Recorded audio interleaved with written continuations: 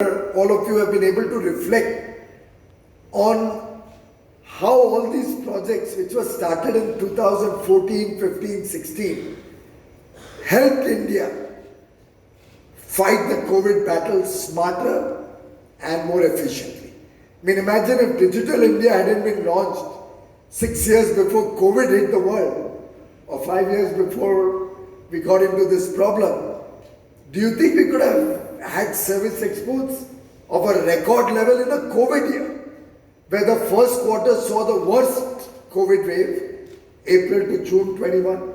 The third and fourth quarter, half of each of these, saw the third wave of Omicron.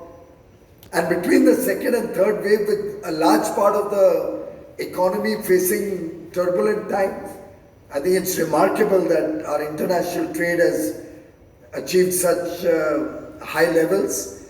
We are now well on track to my ultimate target of going to $1 trillion of goods and $1 trillion of services by 2030, over the next 8 years. And all of this is only going to be possible with your support, with your active participation, with the support of organizations like Exim Bank in a much bigger way. And with bigger, may I, with your permission, Madam, add also bolder. I think the conservatism that is set into the financial world needs to go away. The Honorable Prime Minister has, on more than one occasion, been urging bankers, insurance companies, and other stakeholders from the who are very relevant to the economy to start taking some risks now. It's an integral part of business.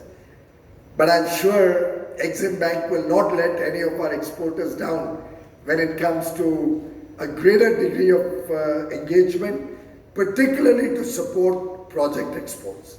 I would also think that we should not necessarily focus only on projects where there is government funding or lines of credit from the government, or which are in third world or backward countries or less developed countries. My sense is if somebody gets projects in Europe and America and all of that, your risks are much lower and you can price your finances better, your risks being lower, probably your requirement for capital can also come down with higher credit rating of projects in Europe or the US or developed countries, and possibly your ability to lend. Then you can negotiate with, I don't know whether India or RBI or the Finance Ministry, wherever required. You can negotiate for higher credit lines or credit limits for your work. And should there be need of capital, we can always talk to the Finance Ministry to look at more capital, should that become the last resort. But I think it could be a mix of several innovative ways. You could look at credit enhancement schemes. You could look at some kind of a backstop arrangement to support commercial banks to come in to finance project exports with some kind of a backstop arrangement or a credit enhancement where you can borrow and on-lend to banks for further giving out to industry, and banks doing the larger credit risk, keeping their spread, but you helping in the fundraising. And a lot of your financing to commercial banks may not even come into your credit risk portfolio. I mean, you give state banks some money, it may not come into your risk category. You can easily talk to RBI or AIDA or whoever it is. I don't know much about where the bottlenecks of your operations are, but I'm confident we can always find a solution to all of that. Well, we are seeing services exports growing, but we need to see faster rate of growth in services exports, and that's where projects can play a significant role. They in fact also support our goods export. So if a project for a large pipeline is there, it helps us also give a preference or an opportunity for Indian suppliers to provide the material for infrastructure projects also.